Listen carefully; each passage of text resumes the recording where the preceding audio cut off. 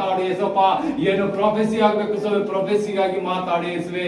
ಹೌದು ಜೀವಳ ತಂದೆ, ಇಲ್ಲಿ ನೋಡುವ ಒಂದೊಂದು ಮಕ್ಕಳು ಕೂಡುವ ಒಂದೊಂದು ಮಕ್ಕಳು ಸ್ವಾಮಿ ಏನೇನು ಕುಂದು ಕೊರತೆಗಳಲ್ಲಿ ಬಂದಿದ್ದರಾಗಿರ್ತಾರೆ ಯೇಸಪ್ಪ, ಶಾಂತಿ ಸಮಾಧಾನಕ್ಕಾಗಿ ಬಂದಿರುವಂತರಿರ್ತಾರೆ ಯೇಸಪ್ಪ. ಆ ಶಾಂತಿ ಸಮಾಧಾನ ಯೇಸು ಕ್ರಿಸ್ತನಲ್ಲಿ ಮಾತ್ರ ಸಿಗುವಂತದ್ದಾಗಿದೆ. ಹೇಳ್ರಿ ಯೇಸುವೆ, ನನಗೆ ಶಾಂತಿ ಸಮಾಧಾನ ಕೊಟ್ಟಿದ್ದಕ್ಕಾಗಿ ಸ್ತೋತ್ರ ಯೇಸಪ್ಪ. ಹಣ ಇದೆ, ಐಶ್ವರ್ಯ ಇದೆ, ಧನ ಗೌರವ ಇದೆ ಯೇಸಪ್ಪ, ನನ್ನಲ್ಲಿ ಶಾಂತಿ ಸಮಾಧಾನ ಇಲ್ಲ. ನನ್ನ ಮಗ ಕೆಟ್ಟು ಹೋಗಿದ್ದಾನೆ, ನನ್ನ ಮಗನ ಆರೋಗ್ಯ ಸರಿ ಇಲ್ಲ, ನನ್ನ ಗಂಡ ಕರೆಕ್ಟ್ ಇಲ್ಲ, ನನ್ನ ಮಗಳು ಕರೆಕ್ಟ್ ಇಲ್ಲ, ಈ ಹೃದಯದಲ್ಲಿ ನಾನು ಕುಂದು ಹೋಗಿದೆ ಯೇಸಪ್ಪ. ನಿನ್ನ ಶಾಂತಿ ಸಮಾಧಾನ ಬೇಕು. ಆ ಶಾಂತಿ ಸಮಾಧಾನ ನಿಮ್ಗೆ ಯೇಸು ಕ್ರಿಸ್ತನಲ್ಲಿ ಮಾತ್ರ ಸಿಗುತ್ತದೆ. ಹೇಳ್ರಿ ಯೇಸುವೆ, ನನ್ನ ಶಾಂತಿ ಸಮಾಧಾನ ತೆಗೆದಿದ್ದ ದುಷ್ಟ ಆತ್ಮವನ್ನು ನಾಶ ಮಾಡ್ತೇನೆ, ಅದನ್ನು ಕಾಲಲ್ಲಿ ತುಳಿಯಲ್ಪಡ್ತೇನೆ.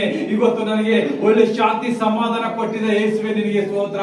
ನಾನು ಕಣ್ ತುಂಬ ನಿದ್ದೆ ಮಾಡಿ ಕಣ್ ತುಂಬ ನಿನ್ನನ್ನು ಆರಾಧಿಸುವಂತೆ ವರ್ಷಿಪ್ ಮಾಡುವಂತೆ ನನ್ನಲ್ಲಿ ಕರೆದಿ ಸ್ವಾಮಿ, ಈ ಆಲಯದಲ್ಲಿ ನಾನು ಉನ್ನತವಾಗಿ ಮಾಡಿದಕ್ಕಾಗಿ ನಿನಗೆ ಸ್ತೋತ್ರ ಅಂತ ಹೇಳಿರಿ. ಎಲ್ಲರೂ ಹೇಳಿರಿ, ಯೇಸುವೆ ವಂದನೆ ನಿನಗೆ, ಯೇಸುವೆ ನಿನಗೆ ವಂದನೆ, ಯೇಸುವೆ ನಿನಗೆ ವಂದನೆ. ನಾನು ಮಾಡುವ ಒಂದೊಂದು ಕಾರ್ಯ, ನಾ ಮಾತಾಡುವ ಒಂದೊಂದು ಕಾರ್ಯ ನಿನ್ನ ಕಿವಿ ಕೇಳಿಸುವಂತದಾಗಿದೆ ಯೇಸಪ್ಪ.